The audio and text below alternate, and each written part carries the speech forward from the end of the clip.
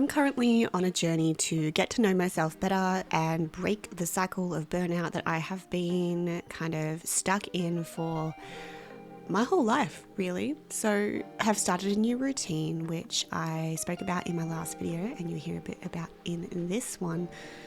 But I have taken a few days off my day job, so I have 6 days, including the weekend, to just veg out and spend some time in my studio. So I thought I'd take you along with me. Let's go.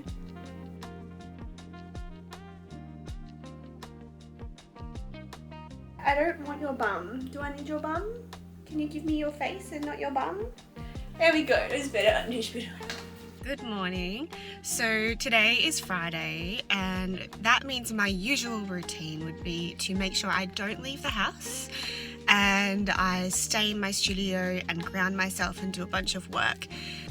But I have errands I need to run. So every third Friday, I allow myself to go out and run some errands. So I have to go to the framer. I've got 6 pieces to drop off at the framer, and I also have a piece here that I commissioned off a fellow artist of my beautiful doggos. And I also need to go to the pharmacy because girl needs her medication. And I also need to go to a gallery that I am entering into a group show for to pick up the surface that we're all painting on, which is kind of cool. And then I'd like to show you a few bits and pieces I've bought at the art store and at the op shop over the last week or so.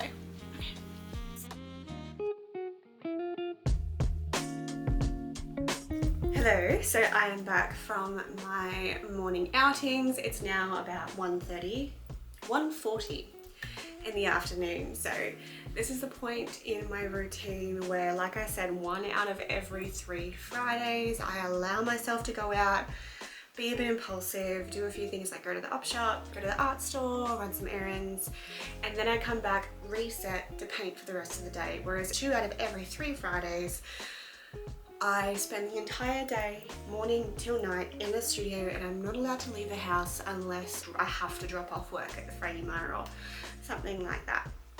But today it all worked out pretty well, so I dropped off my stuff at the framer. I went to the gallery that we were talking about and picked up my surface for the show.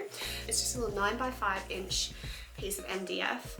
And the show is 9x5 Impressionist show. So it is a bit of an homage to the cigar boxes that the Heidelberg School of Impressionists painted on. Gosh, probably at least 100 years ago now, more than that. Streeton, one of my absolute favourite artists, and Tom Roberts, who I have books for right here, along with all of the other artists in that school at that time, painted a series of paintings on cigar boxes and framed them and then had a group show. And this show that we're doing at this gallery is a group show where your entry fee includes a board alongside framing. You can enter as many times as you like, but I've done once because I've got lots of other things to paint. So I'm going to prep this board today.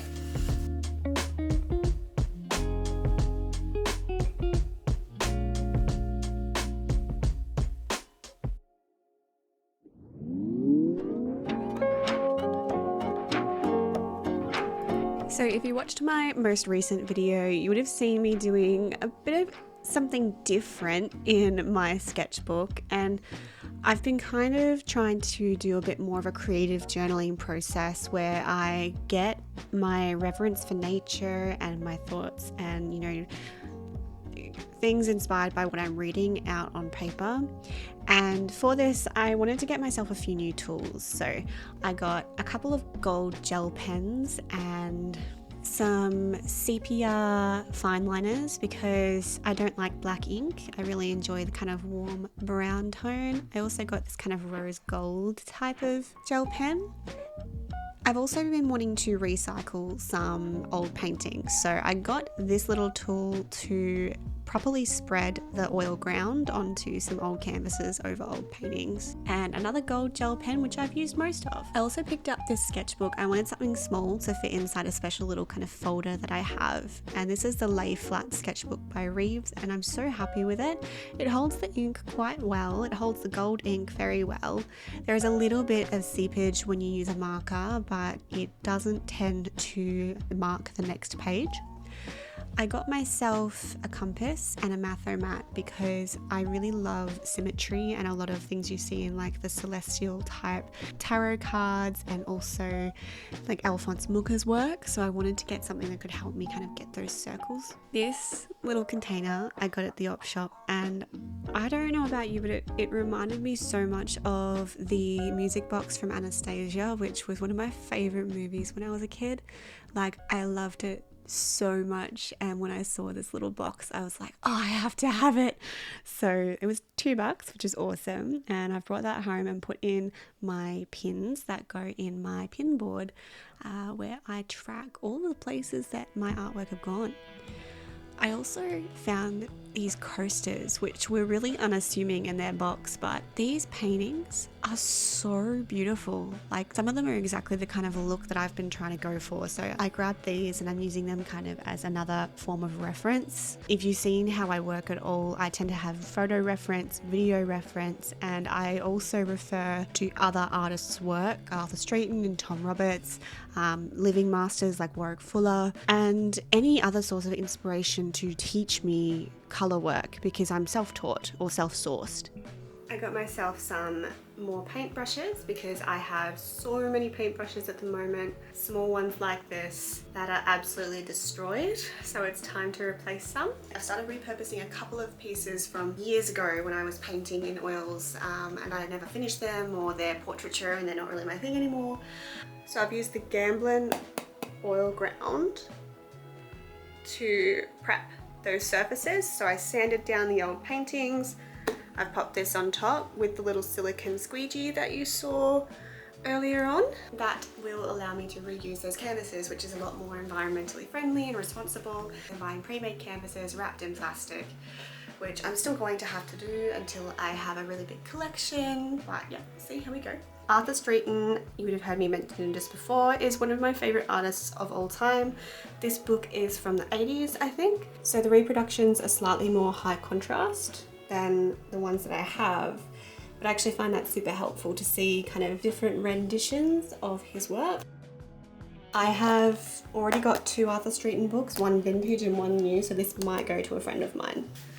I also found this one, which I'm kind of hesitant to say is vintage because it's from 2000 and that's well after I was born, but you know. Another Australian Impressionist artist. I was looking at his work and absolutely falling in love. And it turns out I actually already follow him on Instagram, and I've followed him for a while and love his work. I've also picked up some titanium white by Langridge. This is made in Melbourne, which is pretty cool. This paint, oh my gosh, is absolutely luscious to work with. I'm never buying any other white ever again.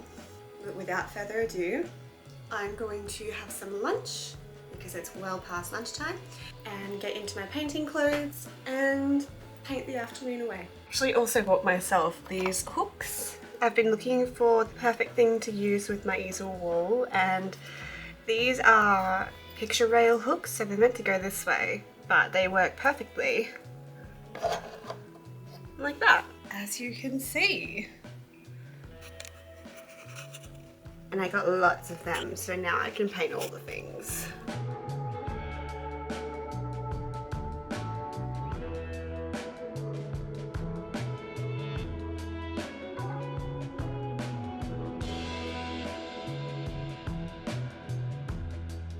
All of the last probably hour or so, I've been watching videos by the Mini Minute Man, which is all very cool archaeological kind of education on YouTube. You should check him out, it's very funny.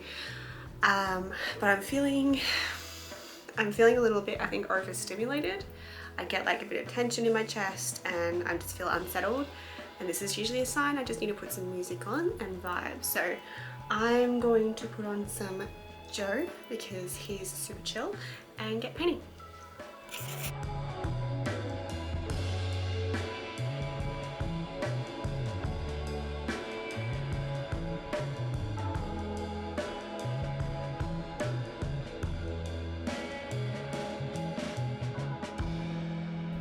Sometimes I'm not entirely sure what I want to paint, or I might not be in the mood when it comes to a day that I am dedicating to painting. And the solution I've found to this is to do some sort of set task as a warm-up routine. I don't do it every time, but most days that I'm dedicating to painting, I need to warm up, I need to get into the mood. So I paint myself one of these mini black cockatoo sketches. You'll have heard me talk about yellow-tailed black cockatoos. They show up in almost all my paintings, and lately I've been wanting to refine my skill around painting them.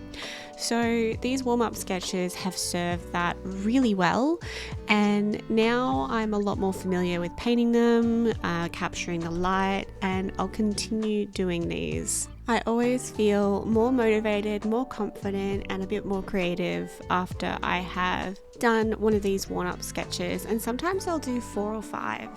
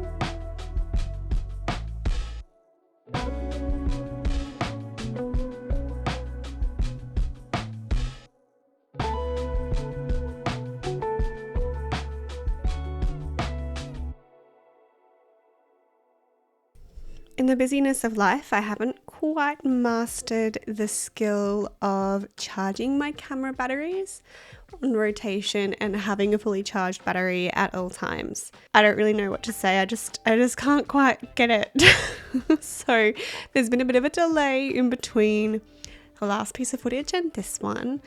So I thought I'd tell you a little bit about this piece. So I went plein air painting with a friend probably a month or 2 ago. Would have been early in spring, so it would have been sometime in early September. She took me to this spot maybe 10-20 minutes out of the CBD, a bit more than that probably, and we saved a dog that was lost, which was nice, and then we found this spot and parked here, and we spent the morning and into the early afternoon plein air painting.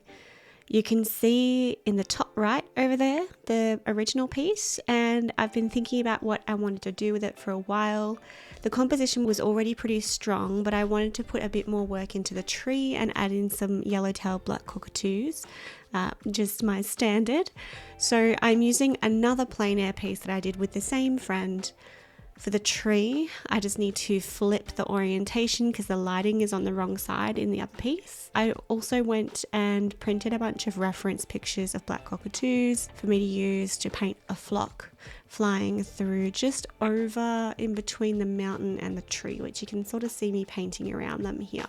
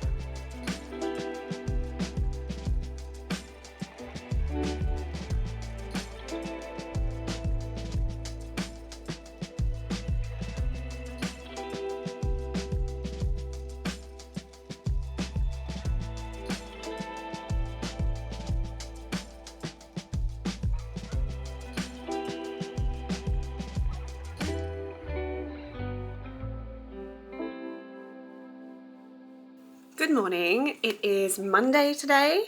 So Saturday, Sunday I spent with my partner. We did some work around the house and went on some fun little outings. But now it is painting time for the next 3 days, which is very, very exciting. I do need to remind myself though that this is time off work. So this is a break. It is not necessarily for me to work my butt off painting all day, every day for the next 3 days. I want to enjoy painting. I want to get lots of time to paint, but if I have something else I want to do, I am allowed. I would just prefer not to lose my whole day to something other than painting, like going out and not shopping. Somebody wants to say hello. Hello. So, one thing I would like to do is go out to the mill markets, which is like a vintage market local to me, to see if I can find a world globe or any kind of other cool decor-y things. So I might give myself an hour there this morning and then come home and spend the rest of the day in the studio painting and getting creative. I have already done my morning routine, so I've done my journaling practice, my grounding practice. I haven't done my creative journaling, but I might do that a bit later on today. But something else that's really cool, yesterday when we went out to the op shop, because I can't help myself and we have to go to an op shop, I got this chair. This is a cross-legged office chair and I got it in the box, ready to be constructed for $25. So this one, while cool and vintage, is a bit sad and is probably going to be popped out on the nature strip for someone unless I put it over here for my kind of drawing and sketching. But this chair is so unbelievably comfy and I'm so excited because when I bought this one, I was going for this kind of thing, but this one is like a lounge chair, so it doesn't go up and down. So it's for being comfy and chilling. Whereas finally, I have this one for being productive in and comfortable at the same time. And funnily enough, I was looking at this on Amazon when I bought this one, but I liked this one more for the colour and the coziness. But this one is more practical. So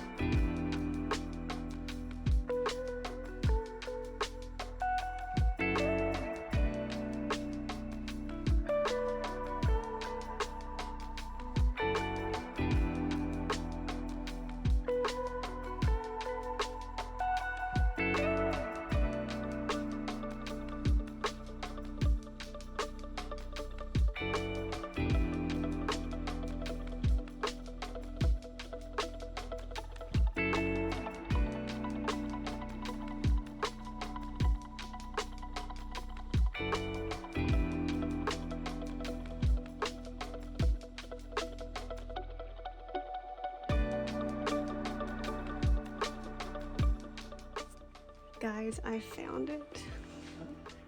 It's exactly what I'm after, except it's just a little bit more than I wanted to spend today. I don't think I can do it today, but it's so perfect.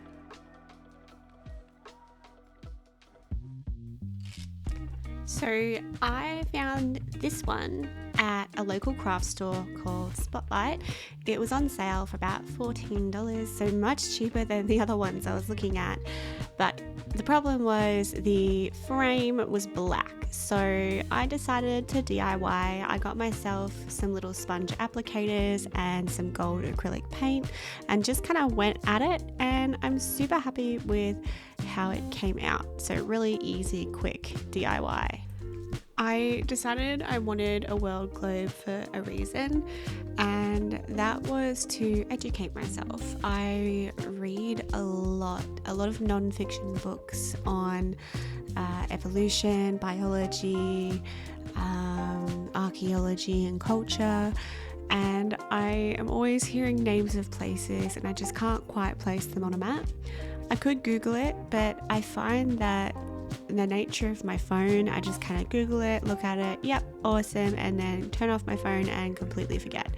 So by engaging more actively in the book that I'm reading, by underlining the location and then locating it on a map, a physical map that I have in front of me, I am learning a lot more. I'm always trying to learn and educate myself. I love reading non-fiction and educational books. I just think it helps engage my brain, and I'm also trying to engage with these books more actively now and more critically, as opposed to just consuming them the same way I consume media when I scroll on my phone.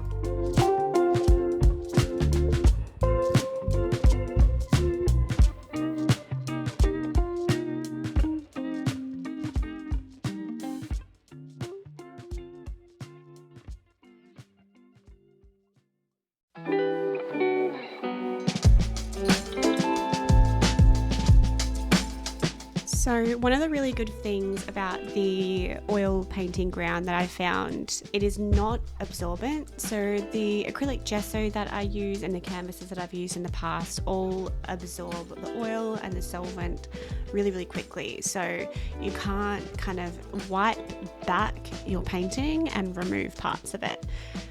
This is a board that I have repurposed from an old painting, a portrait I think actually, that I painted years ago.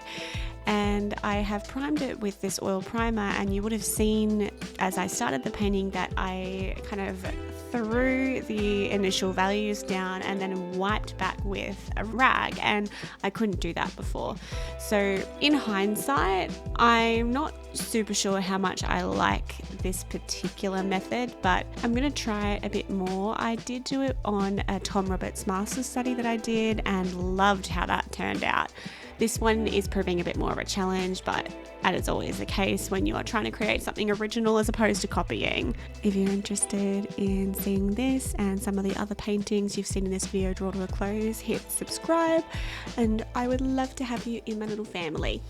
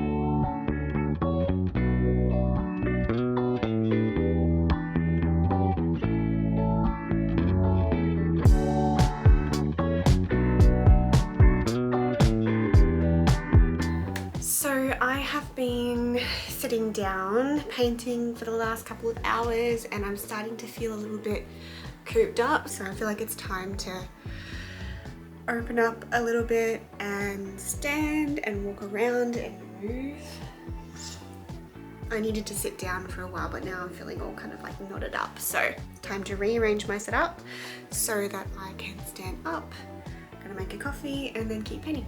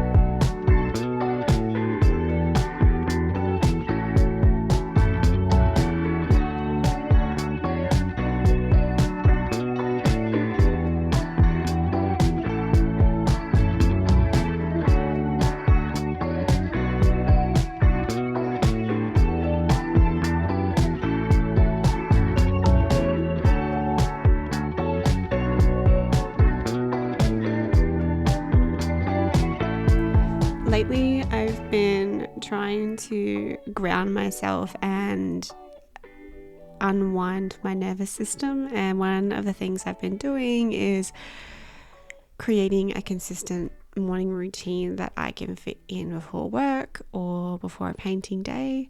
And it's still quite personal, so I'm not going to go too deeply into it, but you would have seen here some little peeks at what I get up to.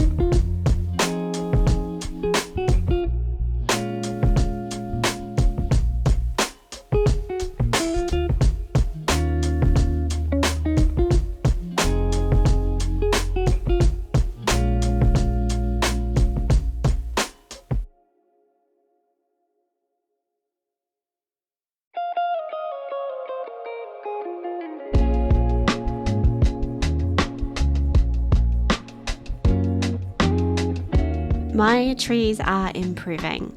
I honestly don't feel right until I have painted 1 or 2 plein air pieces now before starting a new piece.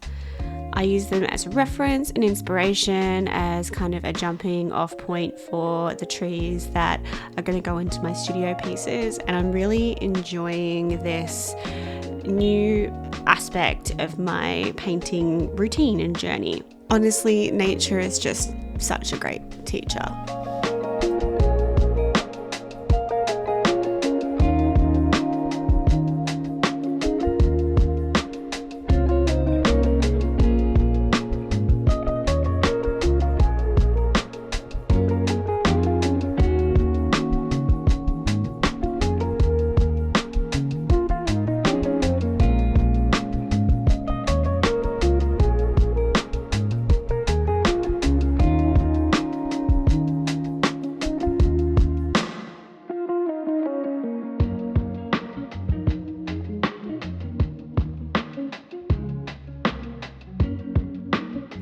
I'm really loving the greens in this piece. I have not held back with my green mixes. I've been using a lot of lemon yellow and cerulean blue, and then some oranges to kick those back. And I'm really loving the kind of airy, summery vibe that these greens are giving my painting.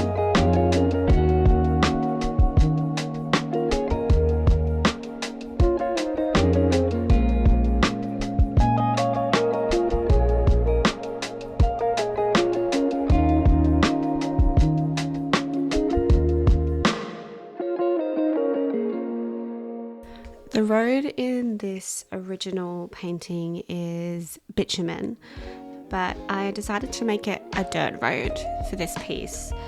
I like my pieces to feel a bit more removed from civilization, a bit further away, and like more of an escape from the day-to-day hustle and bustle.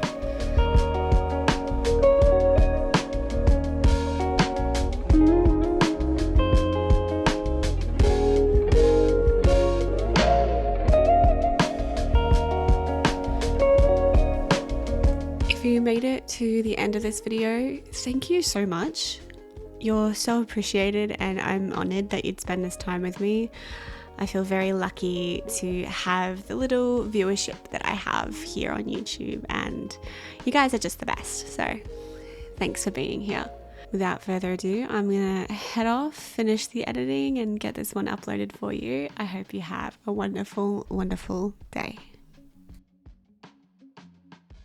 Hello, beautiful. You are so gorgeous. Wonder how old you are.